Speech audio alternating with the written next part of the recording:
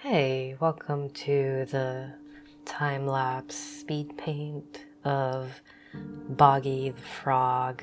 Magic is real and so is my frog painting.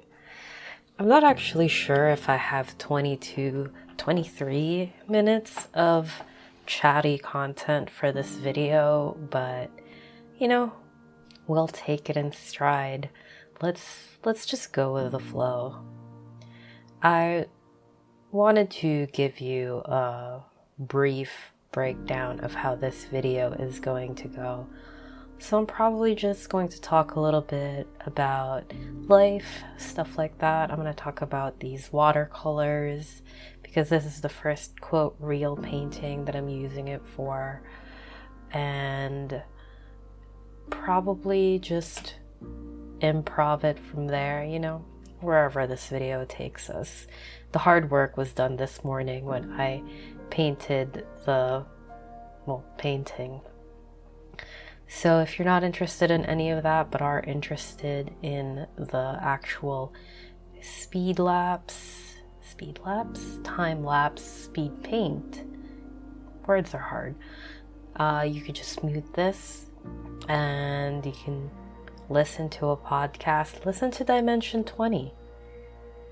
Listen to your podcast, listen to some music. I'm not going to be offended.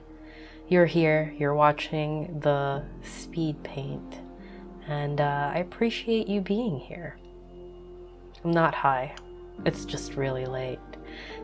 And I just wanted to ask you how you're doing. Hope you're doing well. And I wanted to share my intense love for this series. My friend turned me on to Dimension 20 and Fantasy High, actually, specifically. And I don't normally become a super fan of anything, but I genuinely feel myself more and more becoming a super fan of Dimension 20 and Brendan Lee Mulligan's DMing. It's so insane how good it is. The episodes are basically movies. They're about 2.5 hours of content each episode, and there's about 20 episodes per season, and I really hope that they do a junior year and a senior year, so seasons 3 and 4, because I would be absolutely devastated if they didn't keep this up.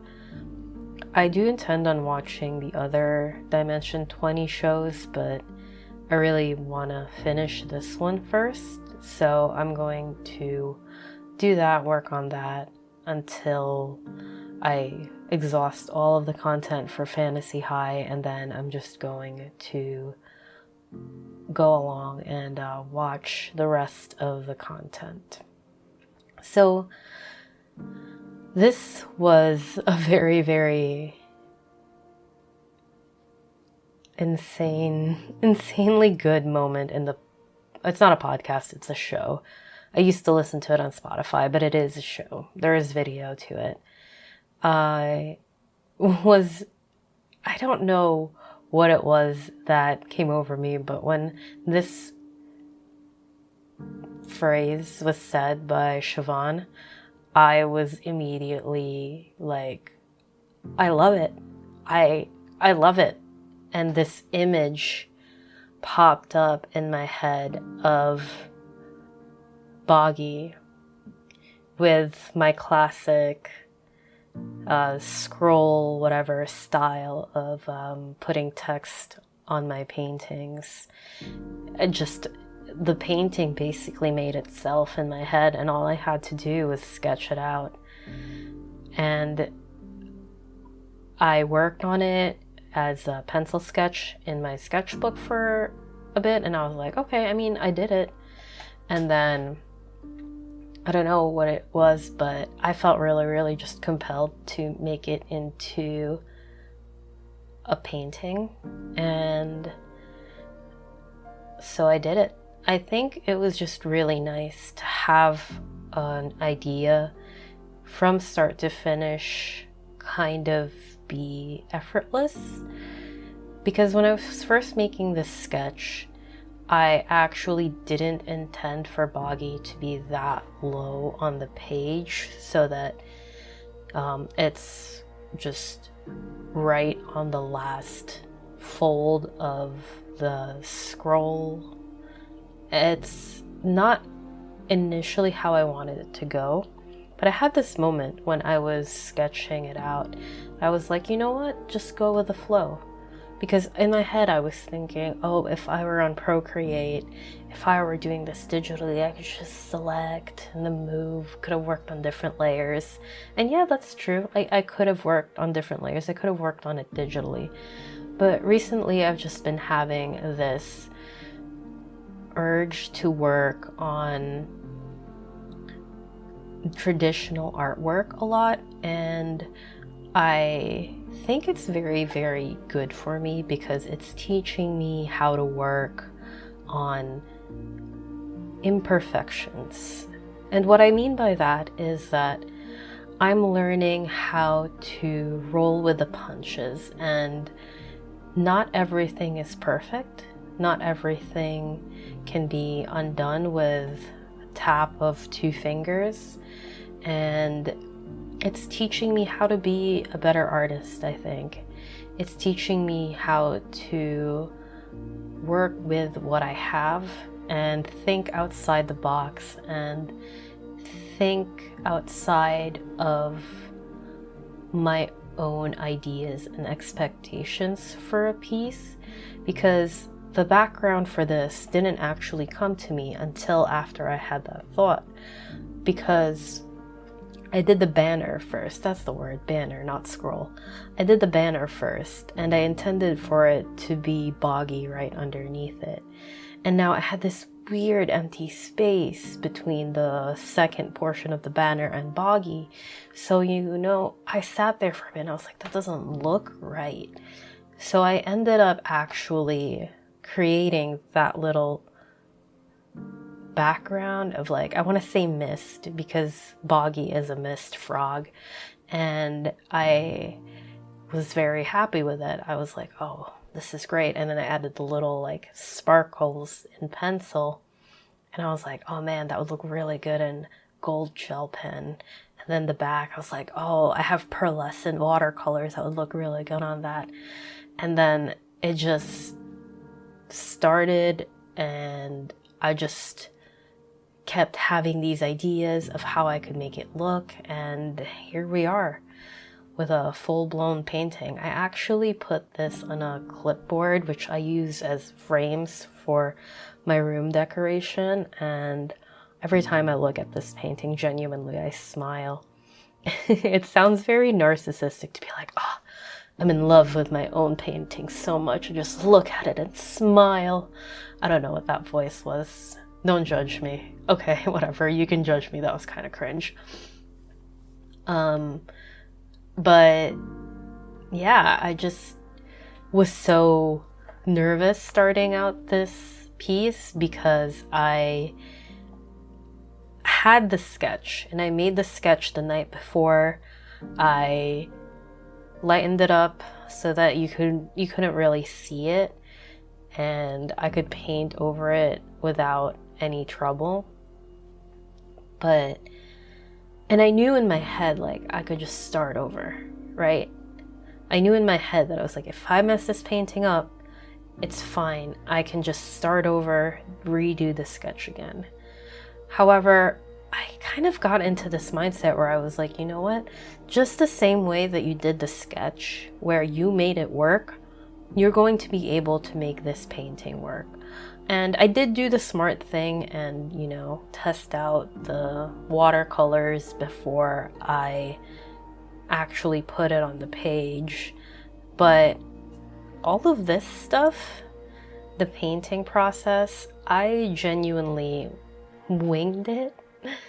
I have some watercolor experience and I have some drawing experience, obviously, but there was a good long while where I was just doing digital artwork, and I didn't really do a lot of traditional work. I think I stopped doing traditional work for a while there because it was just not as accessible for me to do, because I didn't really have the space, and oftentimes when I would do art, I was going to a cafe with my friend, and she and I would, sketch on our iPads, and we would go together, and that was kind of the thing, So it's not that like traditional work didn't really have a place.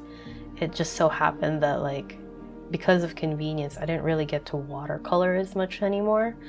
And to be fair, I wasn't really all that good with watercolor even back then. So kind of winging this piece was a big step for me, because I kind of just took that leap of faith with myself, if that makes sense. I just kind of said, you know what? You've studied how to do watercolor, you've practiced a lot, you can do this. And I just gave myself that pep talk, and I said that I'll deal with whatever comes with this painting. And if I have to start over, I'll start over. It's not a big deal. I actually had a lot of trouble doing this right eye, and sorry, I just burped. I had a lot of trouble doing this right eye because if you look at a picture of Boggy, it's actually triple layered. So there's the outside ring that was very dark.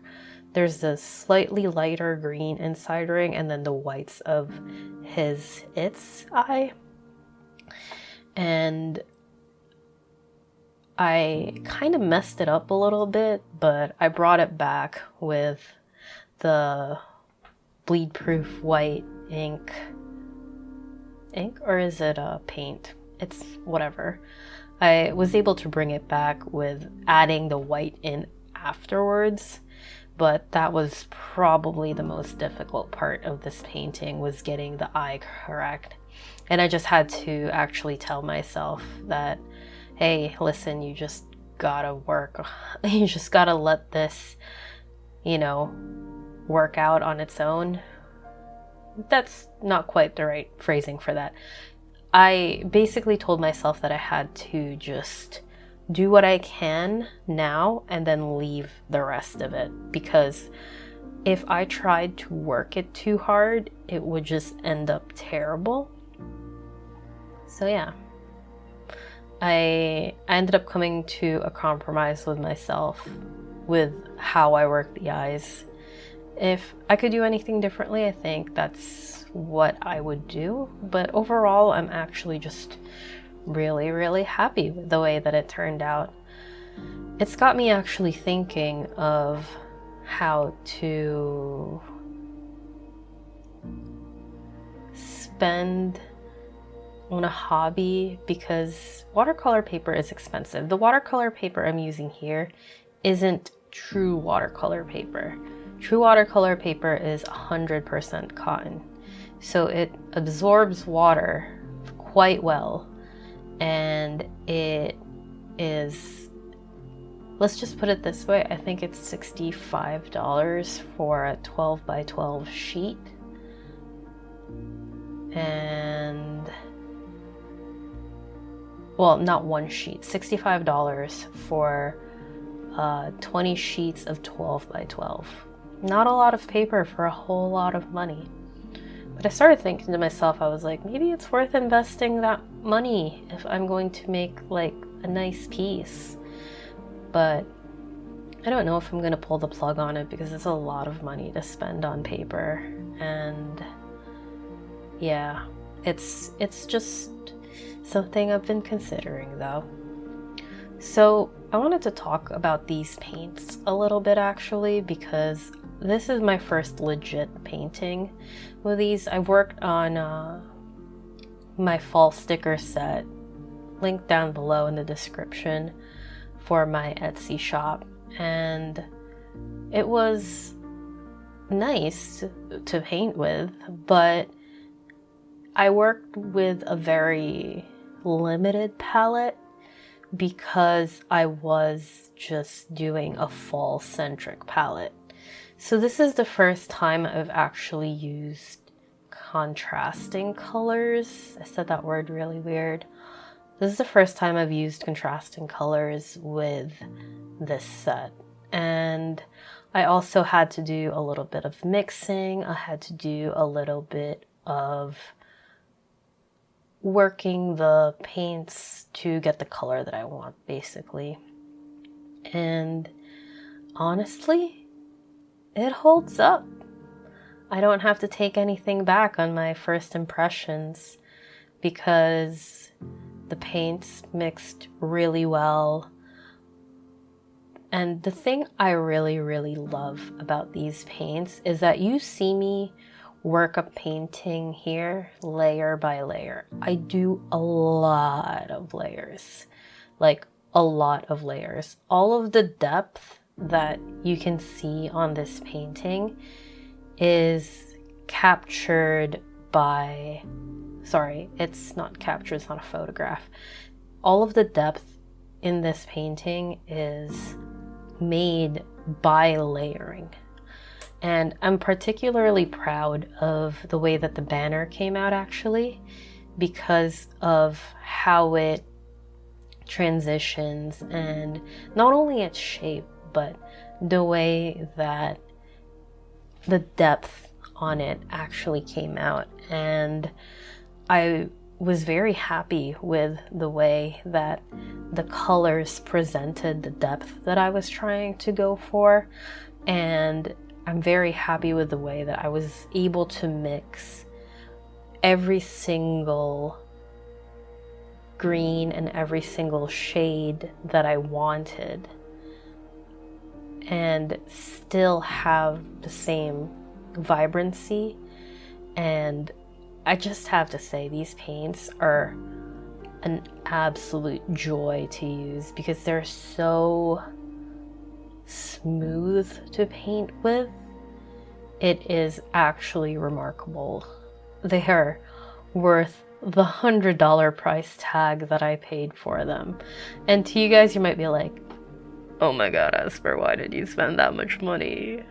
Why? But hear me out. If you don't do a lot of painting, if you don't do a lot of, art, $100 for paints is, for watercolors, good ones, is actually kind of a bargain because tubes will go for $15, maybe a little bit more than that max. Some of the easier to come by colors are a little bit cheaper, but this set had every color I needed. I can mix every color that I wanted to, and it ended up being quite a good deal. I believe on my last video I did the math. Link up in the cards for these videos, by the way, if you're interested. And it ended up coming out to $8.25 per tube of watercolor, which I know sounds like a lot, but at the end of the day, these watercolors will last me so long. Like, actually so long. So I'm very happy with the purchase that I made, and if I had to do it all over again, I would make the same decision. So that is a glowing recommendation from me for the watercolors. These are actually different watercolors. These are Paul Rubin pearlescent watercolors, so not the same ones. But these are actually fun. I just don't use them a lot. So I actually was very happy to have a use for these watercolors. I bought these on a whim. I was on YouTube and people were making a lot of, sorry, I was on YouTube and I saw videos on this set, and there were a lot of great watercolors that were made with pearlescent watercolors, and honestly, I just fell in love with the look of it. And then I realized, hey Esper, you fucking make stickers that you print with a fucking printer. You're never going to be able to use these watercolors because you scan your artwork in. And that is very true. All of the work that I do for my Etsy shop is scanned in, edited on the iPad, and then it's printed. So even if I had made something with these watercolors, it would just make the scan look weird. It wouldn't really translate all that well, so I was very, very sad about that, and realized that these watercolors are kind of gonna sit on my shelf. But then I had this project and I was thrilled because, one, I got to use my pearlescent watercolors, and two, I was at the point here when I added the sparkles, basically, is that I was very, very happy with the way that this had come out already.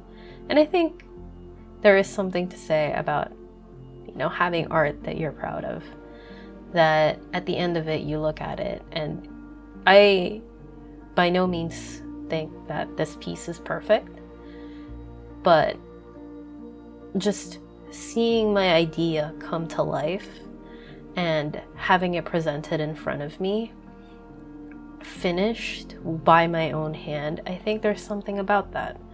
I think that we should be proud of ourselves more often, and this project gave me a good chance to do it. So I hope you guys enjoyed this video. I hope you enjoyed this talk. Let me know in the comments how you're doing. Let me know in the comments what you think of Boggy the Frog here, and I hope you have a good rest of your day. Thank you so much for making it all the way to the end of this video, and